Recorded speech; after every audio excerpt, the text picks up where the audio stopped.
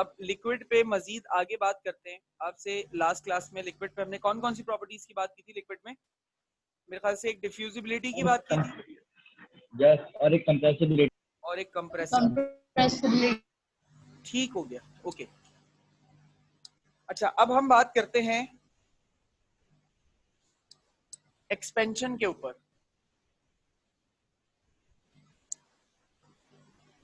ठीक है, एक्सपेंशन पे थोड़ी सी बात कर लेते हैं। तो पिछले साल फिजिक्स में आप लोगों ने एक टॉपिक पढ़ा था थर्मल एक्सपेंशन का, वो याद तो होगा थोड़ा बहुत अगर आप लोगों को। और मैं भी इस साल थोड़ा जब मैं सॉलिड्स पढ़ा रहा था तो मैंने सॉलिड्स में भी एक्सपेंशन, थर्मल एक्सपेंशन के बारे में थोड़ी बहुत बातें आपको समझाई थी, मुझे याद है। तो जी सर। अच्छा, क्या होता है एक्सपेंशन? अगर मैं बात करूं लिक्विड के एक्सपेंशन की, आप में से सर अगर हीट कोई बताना देने से, चाहे। बोलो बोलो। सर हीट देने से लिक्विड के जो मॉलिक्यूल्स के दरमियान जो अट्रैक्शन होती है वो खत्म हो जाती है और वो बहुत दूर दूर हो जाते हैं। नहीं, वो तो फिर वो बिल्कुल स्टेट कन्वर्जन पे चला जाएगा ना, गैस की तरफ। खैर, तुमने बात काफी हद तक सही की है, मैं इसकी तस्हीह कर देता हूँ।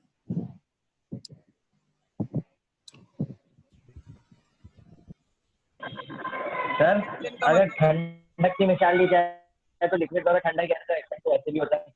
लिक्विड वाला क्या कह रहे हो, दोबारा बोलो।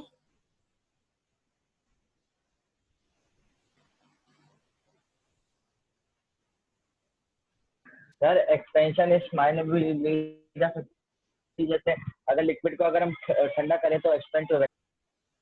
नहीं ना, लिक्विड ठंडा करने पे एक्सपेंड क्यों होगा? ओ सॉरी, हाँ, लिक्विड ठंडा करने पे एक्सपेंड होगा। तुम क्या कह रहे हो एग्जैक्टली? मुझे समझ नहीं आ रही है, आवाज तुम्हारी बहुत कट रही है। सर, जैसे आप एक्सपेंशन बता रहे हैं तो जो हीट के बारे में बताइए, मैं कूलिंग के बारे में बता रहा था कि लिक्विड जब ठंडा होता है तो वो एक्सपेंड वैसे भी तो होता है, तो जो सॉलिड जब हीट होती है तब वो एक्सपेंड होता है। मैं लिक्विड का बता रहा था कि जब वो ठंडे होते हैं वैसे भी एक्सपेंड होता नहीं, जब लिक्विड ठंडे होते हैं तो एक्सपेंड नहीं होते बेटा, कॉन्ट्रैक्ट होते हैं। अगली प्रॉपर्टी कॉन्ट्रैक्शन की है, उस पर बात करते हैं उसकी। ठीक है, तो अभी एक्सपेंशन क्या है भाई? ये volume of liquid increase with temperature, यानी कि जैसे जैसे टेम्परेचर बढ़ता है वैसे वैसे किसी चीज का वॉल्यूम भी बढ़ता है। अच्छा, टेम्परेचर से वॉल्यूम कैसे बढ़ता है इसकी एक्सप्लेनेशन मैं पहले दे चुका हूँ, फिर दे रहा हूँ। देखो, kinetic energy of molecule is directly proportional to absolute temperature होता है। ये पॉइंट है काइनेटिक मॉलिक्यूलर थ्योरी का। आप लोगों ने पिछले साल एक टॉपिक पढ़ा है। मेरी आवाज आ रही है बेटा आप लोगों को? जी है। सर। सर, आपकी आवाज बहुत जी सर, आ रही है।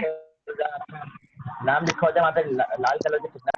हाँ, वो नेट थोड़ा सा इशू कर रहा था, इसीलिए मैंने पूछा कि अगर क्लियर है तो फिर चलें आगे।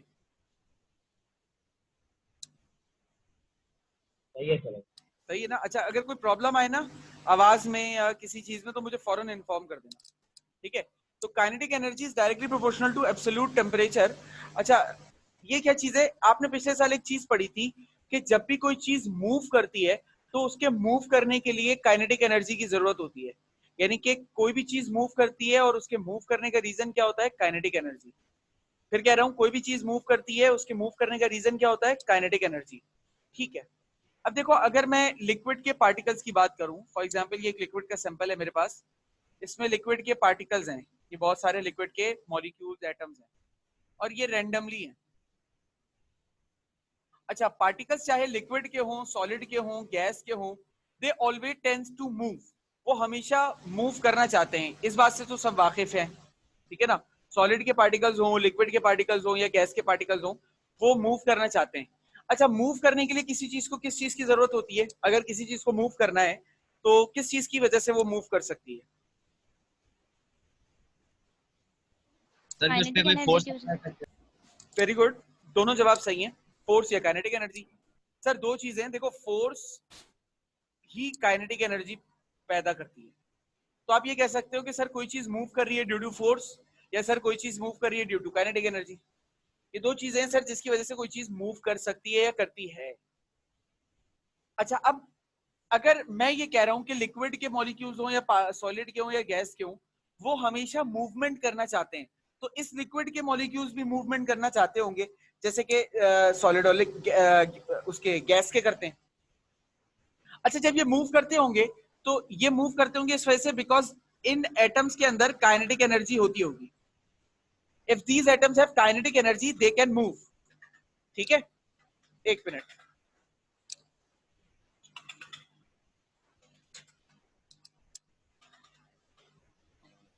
ठीक है, ये बात मेरी समझ में आ रही है कि इन एटम्स में अगर काइनेटिक एनर्जी है so they can move. If they haven't have kinetic energy, अगर उनमें काइनेटिक एनर्जी ना हो तो वो मूव नहीं कर सकते।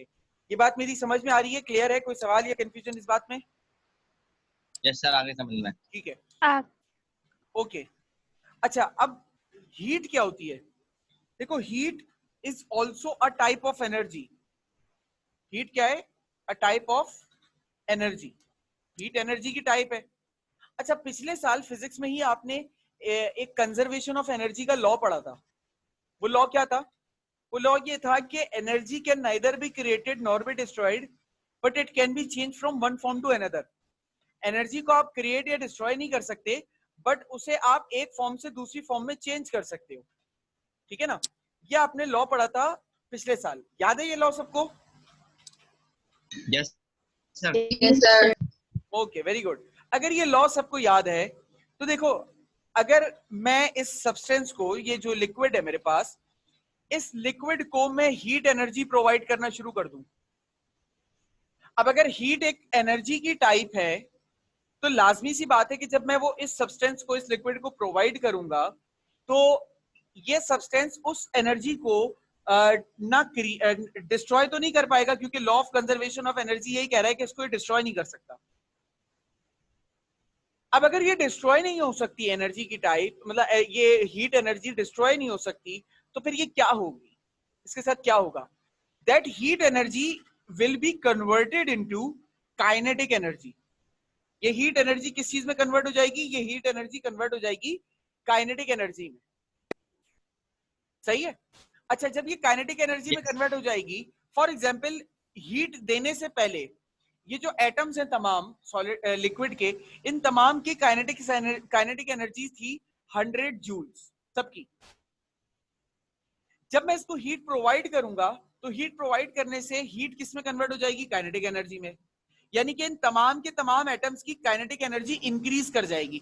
इंक्रीज करके कितनी हो जाएगी? फॉर एग्जांपल 100 से 200 जूल्स हो जाएगी। सही है? यहां तक बात समझ में आई? Yes sir. ठीक है। अब जब इनकी काइनेटिक एनर्जी बढ़ गई, देखो पहले 100 जूल की काइनेटिक एनर्जी थी तो ये मूव कर रहे थे एक सर्टेन स्पीड से। अब जब इनकी काइनेटिक एनर्जी बढ़कर 100 से 200 हो गई, तो अब इनके मूवमेंट करने की जो सलाहियत होगी, जो स्पीड होगी, जो फोर्स होगी, वो बढ़ नहीं जाएगी आपके अंदाजे से? क्या लगता है आपको? यस सर, बढ़ेगी। बढ़ जाएगी ना, ऑब्वियस सी बात है कि सर बढ़ जाएगी, बिल्कुल बढ़ जाएगी। जब ये बढ़ेगी तो पहले ये मॉलिक्यूल्स एक दूसरे को कम पावर से धक्के लगा रहे थे, अब जब ये फोर्स बढ़ जाएगी तो ये मॉलिक्यूल एक दूसरे को ज्यादा पावर से धक्के लगाना शुरू हो जाएंगे। अब ज्यादा पावर से धक्के लगाने की वजह से अल्टीमेटली क्या होगा? ये जो मॉलिक्यूल्स होंगे ये एक दूसरे से ज्यादा दूरी इख्तियार कर लेंगे। अब इस ज्यादा दूरी की वजह से क्या होगा? ये जो लिक्विड होगा, अल्टीमेटली ये लिक्विड जो है वो एक्सपेंड कर जाएगा। पहले इसका वॉल्यूम ये था, अब इसका वॉल्यूम ये हो चुका है। बात समझ में आई? Yes sir. ठीक है।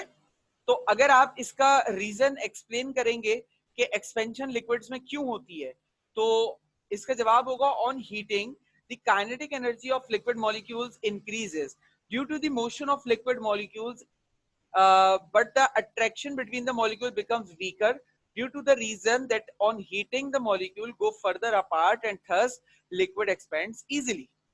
मतलब क्या है कि जब हम इसको हीट करते हैं तो हीट करने से काइनेटिक एनर्जी मिलती है। काइनेटिक एनर्जी मिलने से एक काम तो ये होता है कि पार्टिकल्स एक दूसरे को ज्यादा पावर से धक्का लगाने लगते हैं। दूसरा, इनके दरमियान जो थोड़ी बहुत भी अट्रैक्टिव फोर्स होती है वो भी खत्म हो जाती है, कम हो जाती है, जिसकी वजह से पार्टिकल्स एक दूसरे से और भी ज्यादा दूर दूर हो जाते हैं। जब ज्यादा दूर दूर हो जाते हैं तो अल्टीमेटली ये एक्सपेंड कर जाते हैं।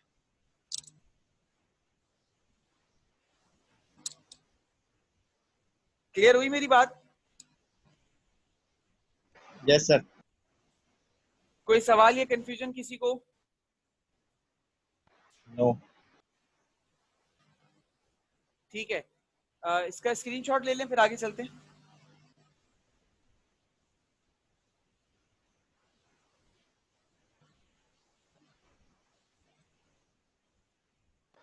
सर ले लिए। ठीक है,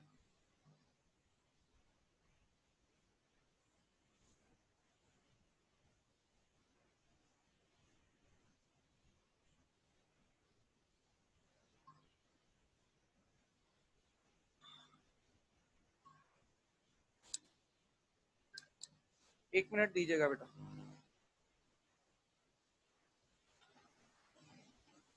जब ठंडा होता है तो वो हमेशा कॉन्ट्रैक्ट करता है और फैलता है। नहीं ना, जब लिक्विड ठंडा होता है तो कॉन्ट्रैक्ट होके फैलेगा कैसे? कॉन्ट्रैक्ट का मतलब तो सुकड़ना होता है ना। सॉरी सर, पड़ जाता हाँ, लेकिन सर जब लिक्विड ठंडा होता है तब एक्सपेंड होता है। किसने कहा बेटा? सर पानी एक्सपेंड होता है ठंडा करने पे। वेरी गुड, वेरी गुड, अच्छा पॉइंट रेज किया तुमने। मैं उस पॉइंट को ना इसके साथ समझाता हूँ, ठीक है? अच्छा पॉइंट तुमने बहुत अच्छा रेज किया। मैं वो वाली बात जो है ना, जो तुम मुझसे अभी कह रही हो, मैं इसको इसके साथ अभी एक्सप्लेन करता हूँ। पहले फिलहाल जो इस पे समझा रहा हूँ उसको समझ लेना, फिर मैं पानी के ऊपर आ जाता हूँ। सही? तो कॉन्ट्रैक्शन क्या होता है? कॉन्ट्रैक्शन कैरेक्टरिस्टिक है लिक्विड की। ऑन कूलिंग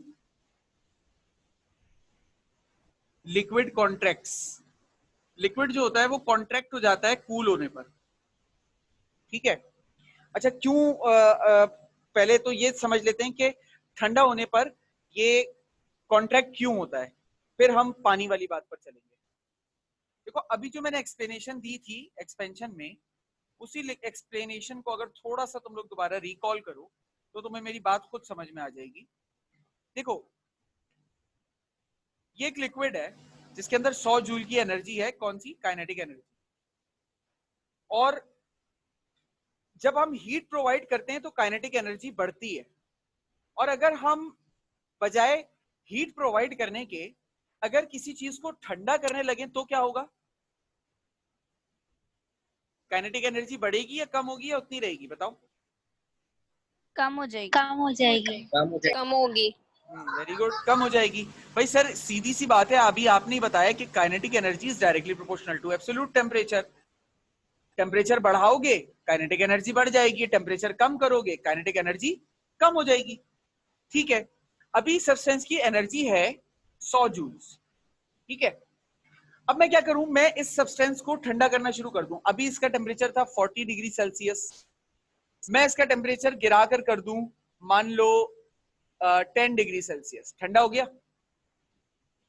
अब जब मैंने इसको ठंडा किया तो इसकी जो काइनेटिक एनर्जी 100 जूल्स की थी वो ऑटोमेटिकली गिरकर मान लो 50 जूल्स रह गई होगी।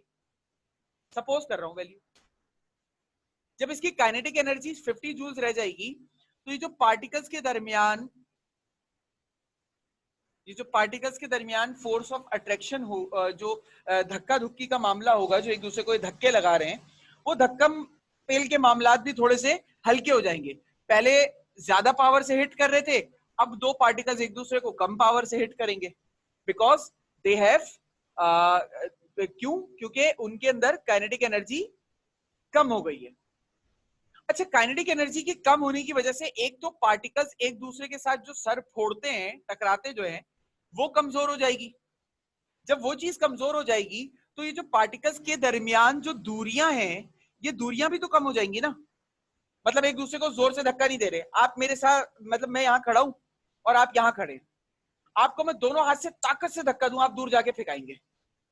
लेकिन अगर आप यहाँ सामने खड़े हो और मैं आपको ऐसे करके उंगली से धक्का दूं, मतलब उंगली से धक्का भी क्या दूं, ऐसे उंगली से टच करूं, तो आप अपनी जगह ही खड़े रहेंगे कि सर क्या मजाक कर रहे हैं, मतलब आप ये तो मतलब हिल भी नहीं, एक उंगली से तो मैं हिलूंगा भी नहीं, ऐसा ही है ना?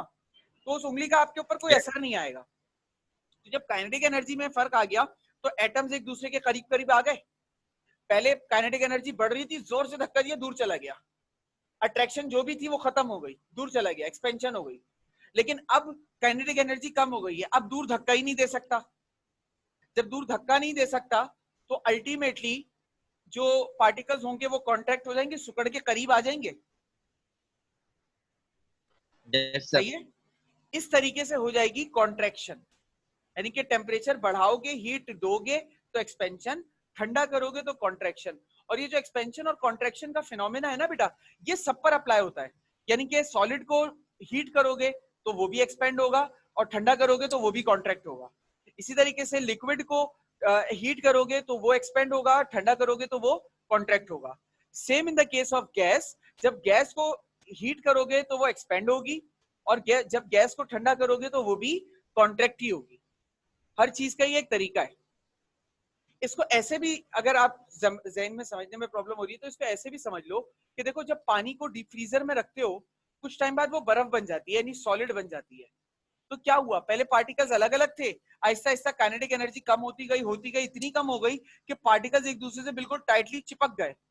जब पार्टिकल्स एक दूसरे से टाइटली चिपक गए तो बस काम खत्म हो गया, सॉलिड बन गया। ठीक है।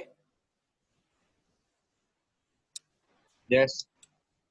अच्छा, अब जरा मुझे ये बताओ कि अभी वो वाटर वाला ऑब्जेक्शन किसने किया था, किसने किया था?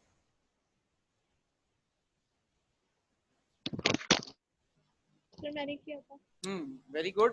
तो इफ्रा, अच्छा ऑब्जेक्शन था आपका। अब मैं वाटर के ऊपर आ जाता हूँ। अच्छा, स्क्रीनशॉट लो, मुझे ये मिटाना है जरा।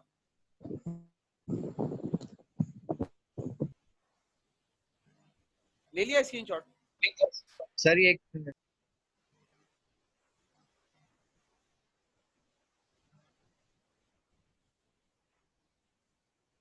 ले लिया सर। ओके, अच्छा जी। साथ ही पॉइंट रेस किया है तो बात कर रहा हूं एनोमैलस बिहेवियर ऑफ वाटर। सर मेरे जहन में यही चीज आ गई थी, इसलिए मैंने आपको बोल दिया था। सही है। एनोमैलस बिहेवियर ऑफ वाटर, पता है क्या होता है? एनोमैलस का मतलब पता है क्या होता है? एनोमैलस का मतलब होता है एबनॉर्मल। पानी एबनॉर्मल बिहेव करता है बेटा। अब सुनो कहानी। मान लो पानी है मेरे पास 80 डिग्री सेल्सियस पर, काफी गर्म हो रहा है पानी, ठीक है। 80 डिग्री सेल्सियस से इसको ठंडा करके मैं लाऊंगा 4 डिग्री सेल्सियस तक, और फिर 4 से ठंडा करके इसको लेकर जाऊंगा 0 डिग्री सेल्सियस तक। अब यही केस उल्टा कर लेते हैं, मैं इसको -80 डिग्री सेल्सियस से ठंडा गर्म करके, यानी कि हीट करके लाऊंगा 0 डिग्री सेल्सियस पर, और 0 डिग्री सेल्सियस से गर्म करके इसको लेकर जाऊंगा 4 डिग्री सेल्सियस तक। यह है सारी कहानी। पता है, जब पानी को हम 80 डिग्री सेल्सियस से 4 डिग्री सेल्सियस तक कूल डाउन कर रहे हैं, ये कूलिंग प्रोसेस है दोनों, और ये जो दोनों हैं ये हीटिंग प्रोसेस है। ठीक है। जब पानी को 80 से 0 तक कूल डाउन कर रहा हूं तो पता है क्या होगा? अच्छा, अभी मैंने कॉन्ट्रैक्शन के लिए क्या बताया है कि जब हम किसी चीज को ठंडा करते हैं तो वो क्या होती है? कॉन्ट्रैक्ट होता है। एम आई राइट? Yes sir. ठीक है। तो जब हम पानी को 80 से लेकर 4 डिग्री सेंटीग्रेड तक ठंडा करते हैं ना, तो पानी कॉन्ट्रैक्ट ही होता है बेटा, पानी एक्सपेंड नहीं होता, पानी कॉन्ट्रैक्ट होता है। ठीक है। लेकिन जब 4 डिग्री सेंटीग्रेड से 0 डिग्री सेंटीग्रेड पे इसको ठंडा करते हैं ना, तो पानी बजाय कॉन्ट्रैक्ट होने के एक्सपेंड हो जाता है। इफ्रा, जो आप बात कर रही थी बेटा वो ये वाली थी, सही है? अच्छा, अब आओ इधर। जब इसको -80 से 0 डिग्री सेंटीग्रेड तक ठंडा करूंगा ना, गर्म करूंगा, तो गर्म करने पर क्या होता है? कोई चीज एक्सपेंड होती है, कॉन्ट्रैक्ट होती है? एक्सपेंड ना, तो यहां पर भी एक्सपेंशन ही होगा। लेकिन जब इसको 0 डिग्री सेंटीग्रेड से 4 डिग्री सेंटीग्रेड पर हीट करूंगा ना, तो ये बजाय एक्सपेंड होने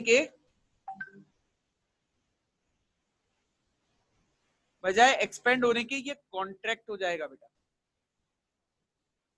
ये होती है हाइड्रोजन बॉन्डिंग की वजह से। इसका रीजन क्या है? इसे कहते हैं एबनॉर्मल बिहेवियर।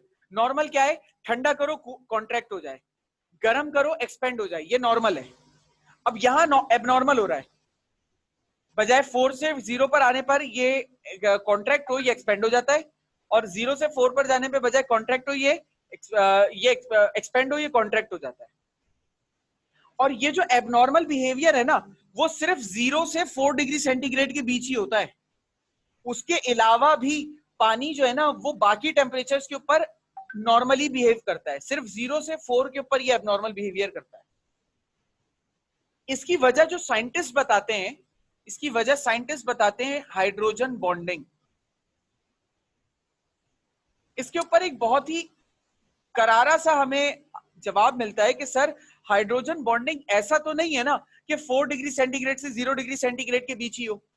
हाइड्रोजन बॉन्डिंग तो sir through out the water substance होती है, पूरे टेम्परेचर पर ही होनी चाहिए, बिल्कुल होनी चाहिए। तो ये इफेक्ट सब पर होना चाहिए, सिर्फ इस 4 डिग्री सेंटीग्रेड पर ही क्यों? इसका जवाब साइंस में नहीं है। सही है, इसका जवाब साइंस के पास नहीं है। अलबत्ता इसका फायदा क्या होता है ये मैं तुम्हें बता देता हूं। मान लो ये, जल्दी से समझना बात को, ये एक तालाब है, ये जमीन है और ये एक तालाब है, ठीक है। इसको थोड़ा ऊपर करके बनाता हूं ताकि आपको पूरा नजर आए, समझाना चाह रहा हूं। ये जमीन है और ये पूरा एक तालाब है, ठीक है। इस तालाब में मछलियां हैं। ड्राइंग मेरी बहुत खराब है यार, वो बस काम चला लेना, ठीक है। इस तालाब में मछलियां हैं। अब मान लो ये तालाब किसी ऐसी जगह है जहां पर सर्दियों के मौसम में ऐसी ठंड पड़ती है कि बर्फबारी हो, और आपने देखा होगा कि दरिया झील जो है वो जम भी जाते हैं सर्दियों में, देखा है ना, फिल्मों में, टीवी में देखा तो होगा, यस है ना। तो अब जब ये सोचो जरा कि अगर ये तालाब पूरा का पूरा जम जाएगा, अगर ये पूरा का पूरा तालाब जम जाएगा तो ये मछलियां जम के मर नहीं जाएंगी? नहीं सर, नहीं मरेंगी? नहीं। मरेंगी सर।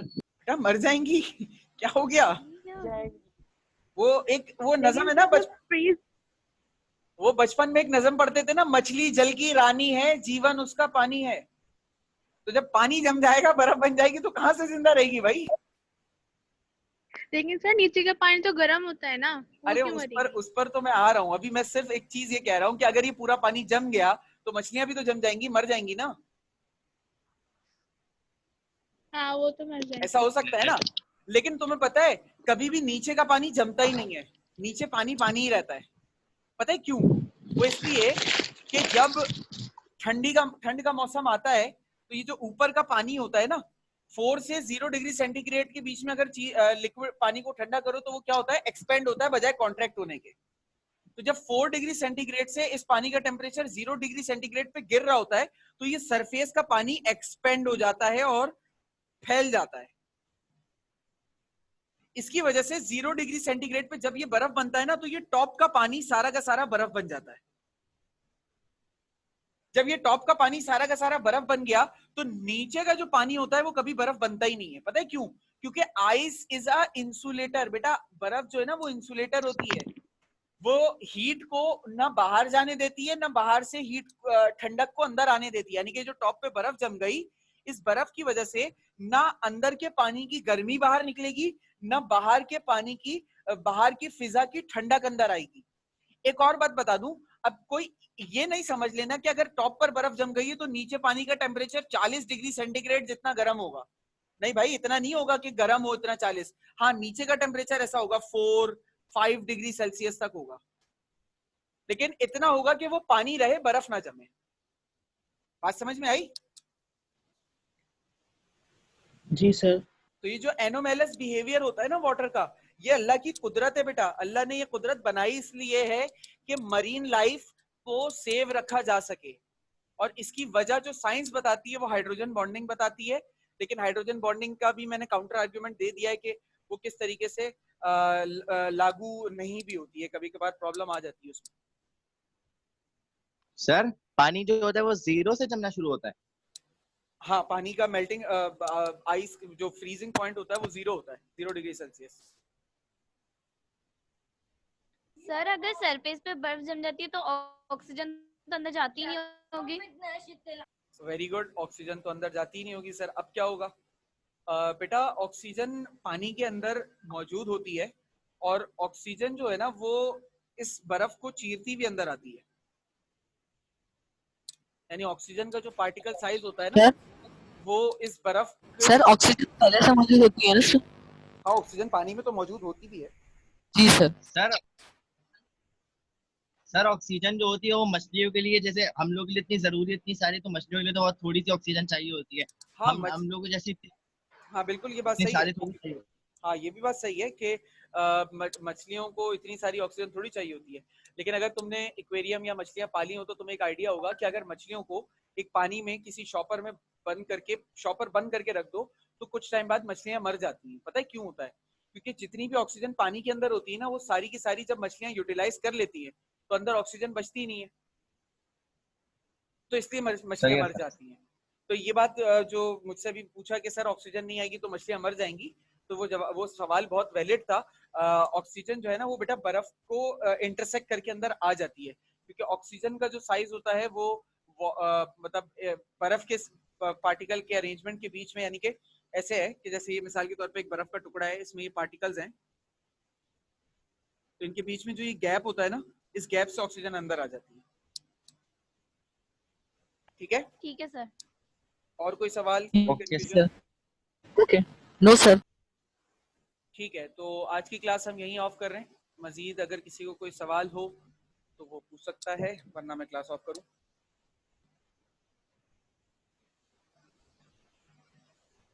ऑफ करूं? जी सर कर दो। जी सर कर दो। ठीक है बेटा, अल्लाह हाफिज। अल्लाह अल्लाह हाफिज।